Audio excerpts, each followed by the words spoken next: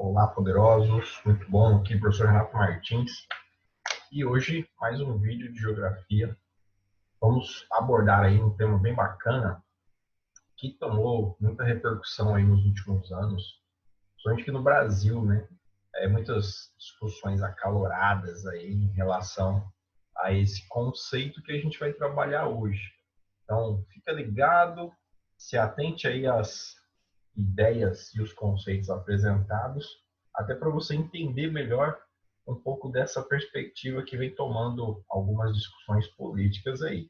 Então, hoje a gente vai trabalhar sobre o socialismo. Então, nós temos aí as ideias do socialismo, né? Origem e características do socialismo. Então, basicamente, é isso que nós vamos discutir. Então, fique atento e anota, pega o seu caderninho para anotar aí. O socialismo, ele tem como símbolo maior aí o martelo e a foice, né? Então, esse símbolo do martelo e a foice representa os trabalhadores do campo, no caso que é a foice, os trabalhadores do campo, e a marreta, os trabalhadores da cidade. Então, basicamente lá, né, o que é o socialismo? Então, o socialismo é um conjunto de doutrinas, né, como o Florival Cárcere escreveu no seu livro de História Geral, conjunto de doutrinas que defendia uma melhor distribuição de riquezas produzida pelo trabalho. Seus pensadores afirmavam que isso ocorreria através de reformas sociais e, em casos extremos, com o fim do capitalismo. Na verdade, existiram vários pensadores aí que acreditaram no fim do capitalismo devido às proporções que o próprio socialismo alcançou ali na segunda metade do século XX. Então, veja só, é uma forma de pensar a sociedade diferente da perspectiva capitalista, levando em conta o social em detrimento do individualismo capitalista. A gente pode dizer assim, o socialismo ele é mais novo que o capitalismo, ele começou a ser aplicado realmente somente no século XX, teve a maior dimensão também no século XX, e podemos dizer que uma das coisas que contribuiu para essa exposição aí do socialismo no século XX foi a Guerra Fria, né? A imposição ali de duas potências antagônicas, que era a União Soviética e Estados Unidos. Isso possibilitou uma expansão muito forte, né, do socialismo. Então, nessa aula iremos aprender a origem e as características do socialismo. Então, fica ligado aí. Então lá, as origens denota da Revolução Francesa, principalmente em cima dos três pilares da Revolução Francesa, que era a liberdade, igualdade e fraternidade. Isso é uma essência que criou ou deu base, né, para aquela perspectiva ali de luta de classes, né, do povo, da sociedade mais inferiorizada, lutar pelo poder. Só que isso realmente tomou uma proporção de maior peso a partir da Revolução Industrial. Então, a primeira Revolução Industrial que aconteceu ali a partir de 1750, né, por volta de 1750, no século XVIII. Então, a Revolução Industrial foi o grande motor disso daí. Por quê? A Revolução Industrial ela permitiu também uma revolução urbana, só que isso trouxe péssimas condições de vida a que estavam submetidos os operários no início da industrialização. Então, tivemos, na verdade, vários fatores que traziam uma ineficácia muito grande, né, da atividade fabril. E um dos pontos que isso trazia era principalmente a carga horária, né? A jornada de trabalho dos operários era muito longa, entre 12 e 16 horas por dia. Então, a riqueza ficava concentrada na mão de uma minoria, que eram os burgueses, né, quem controlava ali os meios de produção, e a maioria da população, que eram os trabalhadores, ganhavam muito pouco. Ganhava-se pouco, trabalhava-se muito, vivia-se muito mal. Então, aí, as ideias socialistas defendiam essa substituição por meios pacíficos ou até de revolução armada do capitalismo por um sistema mais justo e igualitário. Na verdade, se você está sofrendo, você quer o quê? Sair daquele sofrimento, né? Daquela ideia de exploração. Então, em uma sociedade socialista, a economia é planificada, você não tem ricos nem pobres, ela é dirigida por planos que o Estado impõe, a administração das empresas também fica a cargo do Estado, né? Então, impede-se o domínio do mercado, o mercado perde influência, o Estado ocupa esse espaço. E as experiências socialistas do século XX sofreram maiores influências das teorias de Karl Marx e Friedrich Engels. Karl Marx aí que é até considerado, né, pai do socialismo, do comunismo. E existe até uma certa confusão em relação a esses dois conceitos que a gente vai discutir também. Então, o termo socialismo, ele vem de um sistema político econômico baseado na socialização dos modos de produção. Então, socializar, deixar os modos de produção abertos para a sociedade, opondo-se aos princípios capitalistas, né, que objetiva a individualização dos meios de produção. Então, você tem ali uma perspectiva que favorecia principalmente a classe trabalhadora, né, os operários. Tanto é que se a gente for fazer uma comparação entre os escravos do século XVIII que viviam na América e os trabalhadores industriais operários que trabalhavam lá na Europa no mesmo período, a situação de vida era muito próxima. Então, o fato de ser um operário numa indústria não trazia muitos benefícios, além de um escravo aqui na América. Se a gente for fazer comparações, então, quantas horas um operário industrial trabalhava? De 12 a 16. Um escravo, ele trabalhava entre o nascer e o pôr do sol, então ficava limitado ali em torno de 12 horas, não mais que isso. O escravo, ele recebia uma alimentação apenas para mantê-lo vivo e um local de péssima qualidade para dormir, né, que eram as senzalas. O trabalhador industrial, o operário industrial na Europa, ele ganhava um salário que mal dava para ele comer e morar nas cidades onde existia uma condição muito insalubre, né? Na verdade, as primeiras ocupações urbanas relacionadas ao processo de industrialização eram próximas às indústrias, então eram ambientes insalubres, né? Muito adensados, sem esgoto, sem saneamento básico, né, completo. Então, as condições de vida eram muito precárias, tanto para trabalhar quanto para sobreviver. A única diferença é que o operário tinha liberdade para ele sair da casa dele e ir para a indústria, mas quando ele terminava a jornada de trabalho, a única coisa que ele queria fazer era dormir, da mesma forma que os escravos. Então, você tinha ali uma condição de muita opressão. Por isso, essa visão, essa condição é que fez com que alguns pensadores quisessem procurar soluções para essa situação. Então, eles criaram o que conheceram como injustiça, né? Desigualdade, sofrimento gerados pela revolução do mercado livre. Então, aquela ideia do mercado se autorregular estava gerando um sistema de exploração muito intenso sobre a sociedade. Então, aqui uma gravura, né, uma expressão aí das cidades, no caso de Londres, né, a partir da primeira revolução industrial, né. Então, muita fumaça, aglomeração, né, ocupações que não eram destinadas muitas vezes a residências. Então, você tinha ali uma condição extremamente precária, né, nos bairros operários. Então, tudo isso começa a criar um sentimento de revolta. Esse sentimento de revolta é que vai estruturar essa evolução, essa busca de uma condição mais favorável, de uma condição melhor para os trabalhadores, e aí desenvolver essa perspectiva do socialismo. Então, por isso que é importante você se atentar. Os trabalhadores constatam que no capitalismo muitos trabalhos e poucos lucram. Então, quem que lucra? Somente o burguês. Os trabalhadores se organizam e passam a lutar contra os capitalistas para acabar com o capitalismo. Isso daí é a essência dos sindicatos, né? Então, a história dos sindicatos, elas começam aí também, um movimento de lutas, a disputa ali das classes sociais. E muitas vezes o que acontece? a própria busca por melhorias na condição de trabalho, né, até mesmo em relação aos próprios direitos humanos, que passaram a ser implementados na sociedade a nível mundial, foi que freou também muito essas ideias do socialismo.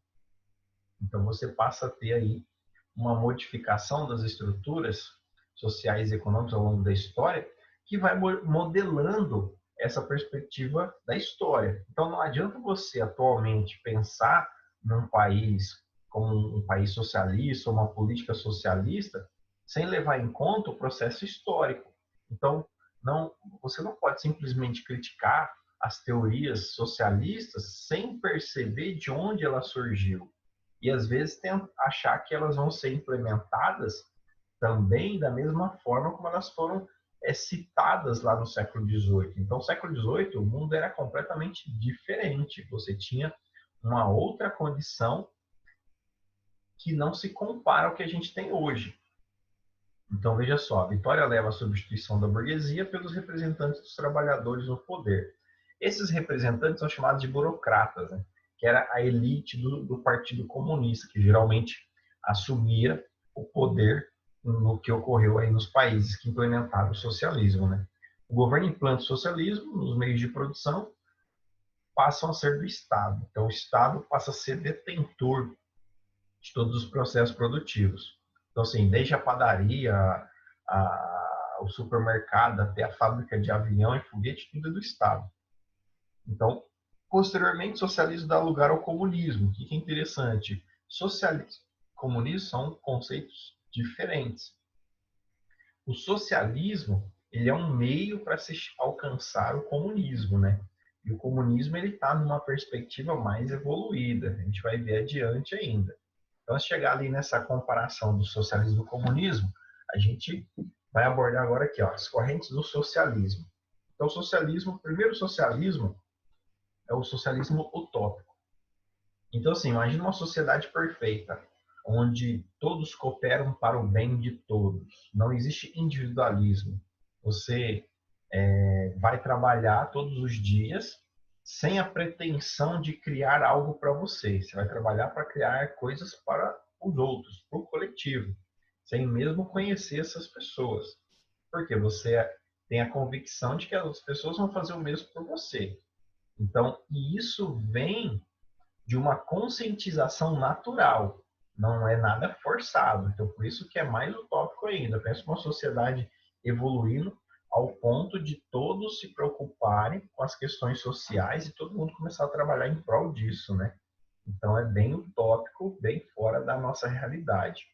Aí a outra corrente do socialismo é o socialismo cristão, uma tentativa de aplicar os ensinamentos de amor e de respeito ao próximo, aos problemas sociais gerados pela industrialização. Então, baseava-se muito em cima do quê? Do Evangelho, né? Do Novo Testamento, as práticas de Jesus no mundo em função dessa ajuda, desse contexto humanitário, assistencialista, em prol dos menos favorecidos, né? Dos fracos e oprimidos, que também é muito complicado, né? Ele entra numa vertente bem difícil, né, de ter uma abertura, de uma discussão real em cima desse contexto, né? E outra corrente seria o anarquismo. O anarquismo é você pegar quase aquela ideia do utópico, né, e levar a um nível ainda mais elevado. Por quê? Ele prega a supressão de toda e qualquer forma de governo. Então, assim, não existe governo, não existe autoridade. Então, todo mundo é livre para fazer o que quiser.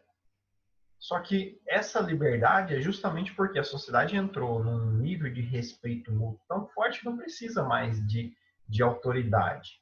Então, as regras elas são definidas pela própria consciência, né? Então, você não precisa se preocupar em que vai acontecer algo de errado com você, porque a sociedade ela vive num nível completamente diferente de desenvolvimento, percepção das necessidades e benefício do coletivo.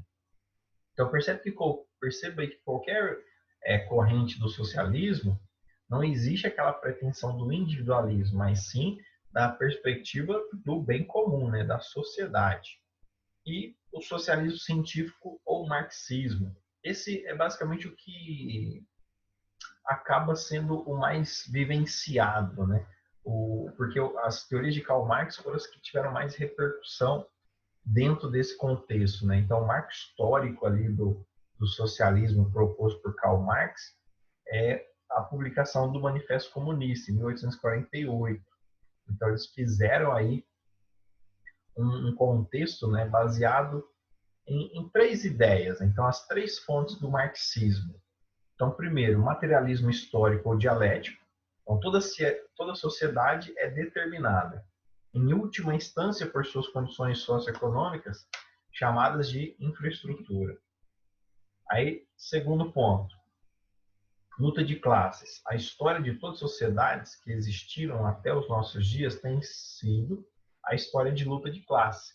Essas lutas dão origem à revolução que produzirá os efeitos sociais, políticos e ideológicos. Então, não existe mudança sem luta de classes. Esse é o ponto alto aí, né, dessa idealização para chegar ao socialismo. E um dos pontos também muito polêmicos é a questão da mais-valia. A mais-valia, na verdade, é o lucro, né? Então, é o valor não remunerado do trabalho do operário, que é apropriado pelos capitalistas. Então, você trabalha, aquilo que você gerou, que não foi revertido para você em forma de salário, é a mais-valia, é o lucro, né? E quem fica com essa parte da produção é o burguês, né? O dono dos meios de produção. Então, isso era muito criticado por essa dupla aí, né? O Karl Marx e o Friedrich Engels. Então, essa perspectiva, né, também trouxe a visualização dessa diferenciação entre o socialismo e o comunismo. Então, o socialismo, ele é uma fase de transição. Então, quando inicia-se um projeto de comunismo numa nação, você implanta primeiro o socialismo. Qual que é a principal diferença? No socialismo, você tem um maior controle do Estado. Então, o Estado passa a ser ali aquele condutor da sociedade, né, para alcançar o objetivo maior, que seria o comunismo. Seria a etapa final e mais elevada do desenvolvimento humano. Na última essência do comunismo, aí você tem também aquela ideia do anarquismo, né, que daí a sociedade vive por si própria, não precisa mais de um governo, de uma entidade superior. Então, ela se estabelece única e exclusivamente por si só. Então, ó, no socialismo, o Estado é responsável pelo controle dos meios de produção, posteriormente deveria desaparecer. Então, quando o Estado desaparece, vai entrar o comunismo. Então, pois o Estado sempre representou o poder e a dominação de um grupo sobre os demais. E é exatamente isso que motivou, né, a liberdade. Então, a busca da liberdade total e ampla da sociedade é o que criou esses ideais do socialismo. E o que é muito engraçado, né? O que é muito contraditório até, né? Que para chegar nessa perspectiva, o próprio capitalismo contribuiu, né? Então, a evolução do capitalismo ali na primeira revolução industrial contribuiu para criar esse sentimento de busca de libertação. Só que quando a gente chega na segunda revolução industrial, a possibilidade que o capitalismo criou de novas ideias e de novas maneiras de relação de trabalho também modificou muito a busca pelo socialismo. Por quê? Vamos pegar o exemplo aqui do Henry Ford, que é um dos símbolos da segunda revolução industrial. Ele era contra sindicatos, só que ele foi um dos primeiros empresários a reduzir a jornada de trabalho. Aí você pensa assim, nossa, então Henry Ford era um cara bacana, era um cara socialista. De maneira alguma. Por quê? Ele reduziu o jornal de trabalho porque ele vendia um produto que não era um produto usual, que os trabalhadores moravam próximo às indústrias. Então, o que ele pensava? O carro era um supérfluo. Então, as pessoas usavam o carro no horário de lazer. Então, a maior parte da população nunca ia querer comprar um carro, porque quando terminava o trabalho, as pessoas queriam só descansar. Então, ele reduziu o jornal de trabalho, primeiramente para as pessoas terem mais tempo para descansar e buscar formas de lazer. e uma dessas formas de lazer seria complementada com o automóvel. Então, o Henry Ford entra num projeto sistemático para redução de custo de produção, para que praticamente todos os operários pudessem comprar um automóvel, mas quem que ia se beneficiar com isso? O próprio Henry Ford. Então, na verdade, ele não fez nada para beneficiar os trabalhadores, ele fez, primeiramente, para beneficiar a própria empresa dele. Então, dentro dessa perspectiva, na verdade, as coisas elas não são sempre relacionadas à ideia da teoria. Então, até então, por exemplo, o socialismo ele era uma teoria muito bem formulada, em cima de uma crítica muito dura sobre o capitalismo. E aí, em 1917, numa disputa armada entre bolcheviques e mencheviques na Rússia, então bolcheviques e mencheviques foi praticamente uma disputa política. Houve a Revolução Russa em 1917, onde os bolcheviques ganham essa disputa e Lenin se torna ali o primeiro líder comunista a implantar o socialismo no primeiro país que fez isso de fato. E o governo, a ideologia de Lenin, por exemplo, era totalmente diferente da ideologia do Stalin. Então, você percebe exatamente aí uma forma de manobrar, né, as ideias, os conceitos do socialismo para um benefício próprio. Então, são ideias completamente diferentes, a forma de governo do Lenin e a forma de governo de Stalin. Tanto é que a prática do socialismo real, tanto na perspectiva de Lenin e do Stalin, dentro da Rússia, ela foi conhecida como uma ditadura do Partido Comunista. Tanto é que Stalin é colocado aí como um dos maiores genocidas da história, né? Justamente porque buscava-se a permanência no poder não só por qualidades, mas também pelo extermínio de opositores. Então você tem essa implantação do socialismo real nessa perspectiva do autoritarismo. Então promovia-se ali um terror político para se permanecer, se perpetuar no governo. Então o socialismo real, desde a implantação com Lenin, passou por essa prática, né, genocida aí de matar opositores, de estabelecer trabalho forçado, de limitar a própria liberdade, que era o objetivo central do socialismo. Então, tirava a liberdade, por exemplo, de um trabalhador rural poder ir para a cidade sem que ele precisasse pedir isso para o governo, né? E até mesmo ser proibido pelo governo. Então, você tem como características do socialismo a inexistência de crises econômicas e desemprego. Por que não tem crise econômica e desemprego? Porque existe um controle por parte da coletividade sobre o processo social de produção e distribuição. Mas quem faz esse controle de fato é o Estado. Então, o Estado ele é o patrão de todos. Ele é o dono de todas as empresas.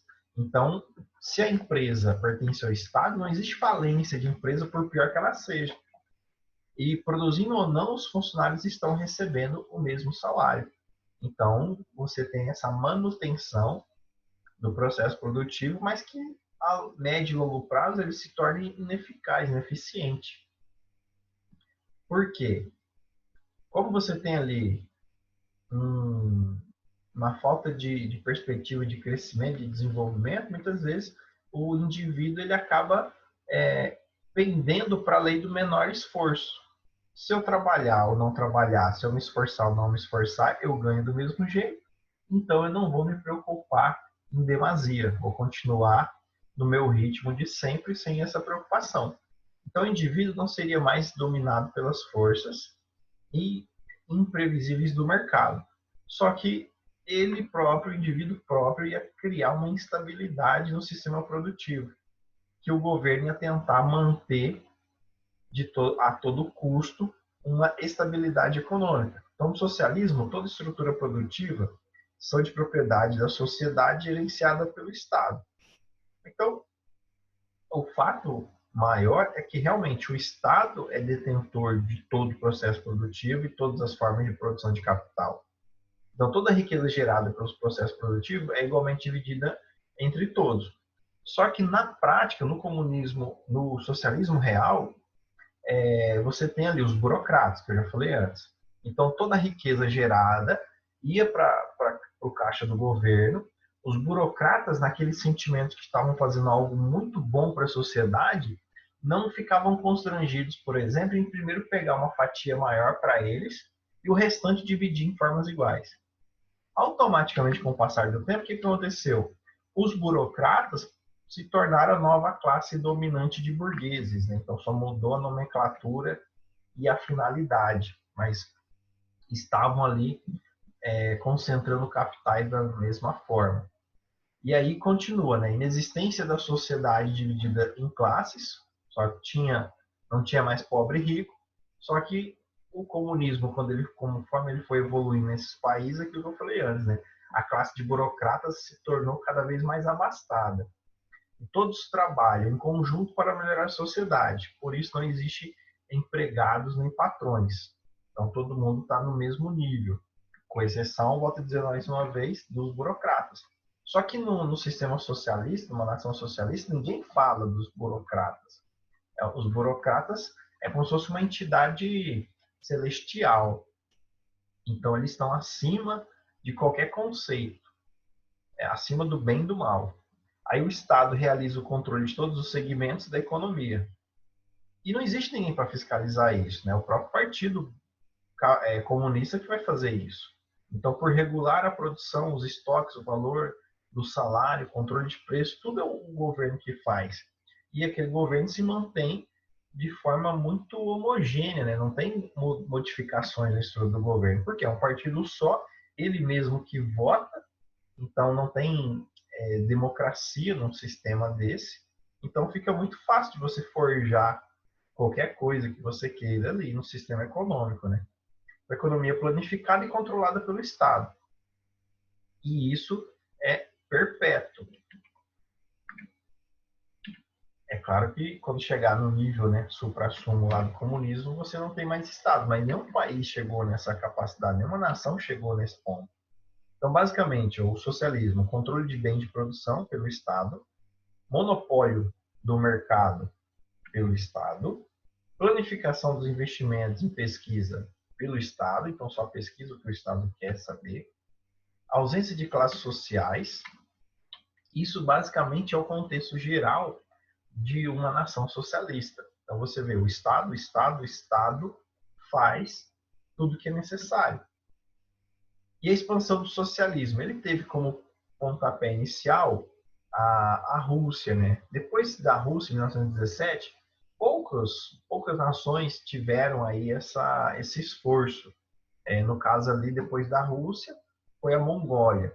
Mas o que marcou a expansão do socialismo no mundo foi o fim da Segunda Guerra Mundial e o início da Guerra Fria. Então, com o início da Guerra Fria, várias nações se prontificaram a implantar o socialismo, né? Então, assim, na Europa, você teve ali, ó, Polônia, Bulgária e Iugoslávia, em 1945. Depois, a República Democrática Alemã e Hungria, em 1949. Esse processo aqui na Europa teve muita influência também dos acordos de Yalta e Potsdam, que foram assinados no fim da Segunda Guerra Mundial, né, ali pela União Soviética e os Estados Unidos, definindo áreas de influência entre os dois países dentro da Europa, né? Então, o que eu disse antes, né, a Guerra Fria teve um peso muito grande, né? Tanto é que ali, ó, os países asiáticos, então Mongólia, né, que foi o segundo país, depois da Rússia, aí Coreia do Norte, China, Vietnã do Norte, Camboja e Laos. Nos países africanos foi mais modesto, né? Angola e Moçambique. E na América, o grande marco, né, do comunismo na América foi a ilha de Cuba. De todos esses países aqui, os que tiveram maior repercussão foi a Iugoslávia, a Alemanha, República Democrática Alemã, Coreia do Norte, a China, Vietnã e Cuba. Iugoslávia, por exemplo, ela na década de 90 ela deixou de existir, justamente pela falta de capacidade de controlar as várias nações que existiam dentro do seu território. A República Democrática Alemã tem todo aquele contexto da divisão do território alemão, né? Duas a Alemanha, a queda do Muro de Berlim, que foi o símbolo maior da Guerra Fria, de hegemonia dos dois sistemas. Aí a Coreia do Norte marcou justamente a Guerra das Coreias, que é uma guerra que permanece criando ali uma tensão até os dias de hoje, né, na península da Coreia. A China também, que é um outro ponto, é uma incógnita, na verdade, atualmente nesse contexto do socialismo, que a gente vai voltar a falar dela. Vietnã do Norte, que marcou uma das piores derrotas dos Estados Unidos, né? Então você teve ali uma participação dos Estados Unidos que foi vexatória para o país, e Cuba, que criou também um sistema de tensão muito forte, né, durante a Guerra Fria, porque era muito próximo dos Estados Unidos e ficou ali um processo muito intenso de instabilidade e muitas ameaças trocadas. Então foi muito marcante aí essa participação desses países no mundo socialista. Aí o socialismo, como a gente destacou lá no início do vídeo, né, ele teve um início de teórico no século XVIII, começou a ser implantado a partir do século XX, teve uma ascensão muito grande ali da segunda metade do século XX, mas também na segunda metade do século XX ele entra em declínio. Por quê? Então, vamos lá às causas da crise do socialismo, né? Supercentralização estatal, então a corrupção e a falta de concorrência fizeram subir o custo de produção industrial. O controle exagerado na mão de um único organismo que não tem fiscalização, então isso amplia os horizontes de corrupção, e é aquela corrupção que o cidadão ele tem a convicta certeza de que ele não está fazendo algo de errado, porque ele já fez muito pela sociedade, então aquilo é como se fosse um retorno, né? Uma gratificação que ele está fazendo a ele mesmo, né? E isso é pior ainda, porque a pessoa não gera uma consciência de culpa, então para ele está normal. A redução da qualidade dos produtos para atingir metas de produção é aquilo que eu falei, né? Se você trabalha bem ou mal, ganha do mesmo jeito.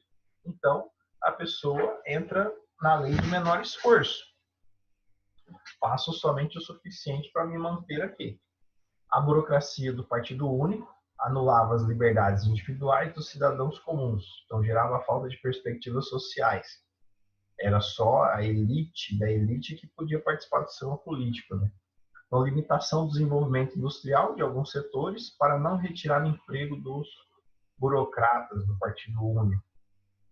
E o próprio contexto da Guerra Fria, né, acabou trazendo aquele foco muito grande que beneficiava ali a corrida aeroespacial, a corrida armamentista. E aí você tinha, por exemplo, a União Soviética, que tinha tecnologia para ir para o espaço, mas não conseguia desenvolver eletrodomésticos usuais, né? Então, muito contraditório, justamente por causa da falta de interesse, falta de investimento da indústria de bens de consumo e dificuldade de competir na economia mundial devido à baixa qualidade dos produtos. Então, se você comparasse um produto socialista e um produto de um país capitalista, ficava evidente ali qual era melhor. Além disso, a gente teve ali a questão dos conflitos de nacionalidade, como eu falei, na Iugoslávia, que deixou de existir justamente por causa desses conflitos de nacionalidade, deu origem a vários outros pequenos países. Então, a própria Rússia, né, que entre as próprias repúblicas soviéticas não conseguiu manter ali a URSS, que se desmantelou no início da década de 90, né? A partir da década de 80, diversos protestos criaram condições para as mudanças estruturais, com a adoção de práticas capitalistas que culminaram no fim do bloco socialista. Aí você teve ali, em 85, né, a eleição do Mikhail Gorbachev, que foi o presidente da reabertura, né, da transição da União Soviética para um sistema mais de mercado, né, o capitalismo. Então, ele criou dois grandes projetos, que era a Glasnost e a Perestroika, para reformular o sistema político, dando liberdade partidária, não mais unipartidarismo, mas ampliando aí a possibilidade de concorrência nas eleições, e abertura econômica, que consistia também até mesmo na privatização de alguns setores. Em 1991, a União Soviética deixa de existir por causa da independência das antigas repúblicas. Só que a Rússia ela foi muito ágil, muito rápida para estabelecer uma nova política de domínio, né, que foi a criação da CEI, a Comunidade de Estados Independentes. Como se fosse assim, um projeto de bloco econômico. Não chega a ser um bloco econômico, mas foi a forma que a Rússia encontrou ali naquele momento de continuar criando alguma influência sobre aqueles países. Mas, de qualquer forma, a libertação em algumas nações no final da década de 90 do socialismo revelou assim uma série de opressão que essas nações sofriam, né? Então ali a queda do Muro de Berlim, a derrubada, né, de estátuas de Stalin, principalmente lá na Rússia. Então isso criou ali uma série de um contexto muito forte, né, do limite realmente da população em relação àquele modelo político-econômico. A ampliação também do mercado mundial, a globalização que começa a levar multinacionais. Então, a galera, quando começou a ter contato, de fato, né, ao mundo capitalista, por exemplo, com a queda do Muro de Berlim, que a população pôde transitar ali entre as duas Alemanhas, as pessoas elas ficavam mais de 24 horas na fila do McDonald's. Porque antes era proibido, né? Hoje você tem McDonald's em praticamente o mundo todo, inclusive na Rússia. E aí você tem essa capacidade, né, de estabelecer o domínio comercial. Então, esse contexto de consumo atrai muita gente, né? E o comunismo, o socialismo não viabiliza isso. Então, o socialismo hoje, ele, na verdade, ele não tem nada a ver com o socialismo lá do século XVIII, do século XX. Hoje o mundo é diferente.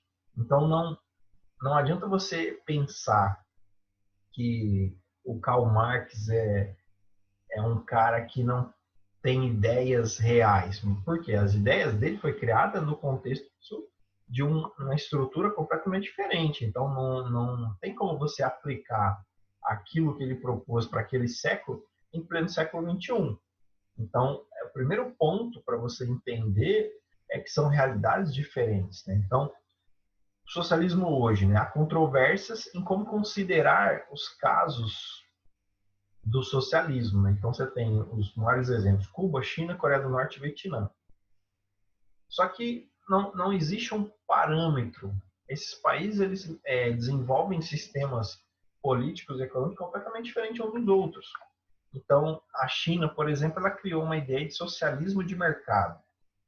Só que a expressão é uma contradição em termos, pois o socialismo ele quer abolir justamente o mercado, que é um sinônimo, né, de capitalismo, de economia aberta. E aí como é que você implementa as duas coisas juntas, né? Então é muito complicado. Então a China é um caso à parte, é um caso extremamente ímpar. Por quê? Desde a implantação, ela não seguiu um alinhamento com a União Soviética. Inclusive, ela se fechou ao mundo ali durante uma boa parte da sua história na segunda metade do século XX, né? Ninguém sabia o que estava acontecendo depois da implementação da Revolução Cultural do Mao Tse-tung. Então, é muito complicado, né, essa perspectiva do socialismo no mundo contemporâneo. Então, há estudiosos que qualificam a China em um país político, socialista e econômico capitalista. Só que, o que tem de socialismo no sistema político? O partido único. Então, as ditaduras elas são socialistas pelo fato de ter um único contexto de poder. Então, é muito difícil, né, de você criar um parâmetro para esses países. Então, você tem ali um governo muito autoritário, mas com uma economia aberta, né? É uma perspectiva que não casa com aqueles ideais, nem do Lenin, nem do Stalin, nem de Karl Marx, nem de nenhum teórico socialista que levantou essa bandeira. Então, por isso que é muito difícil hoje a gente criar um parâmetro específico disso. E quando isso começou a mudar? Com o fim da Guerra Fria. Aí, no fim da Guerra Fria, quem ganhou essa disputa? Então, deixo aí essa frase, de Masi. O socialismo perdeu, mas o capitalismo não ganhou. Por quê? Ele não se estabeleceu como unanimidade. Então, quando você tem a vitória de um modelo, ele teria que ser unânime e conciso em todo mundo. E a gente não tem isso ainda. E o socialista está longe de ter ganhado a Guerra Fria. Mas, espero aí que você tenha entendido, tenha pegado a essência. Fica aí meu forte abraço e até a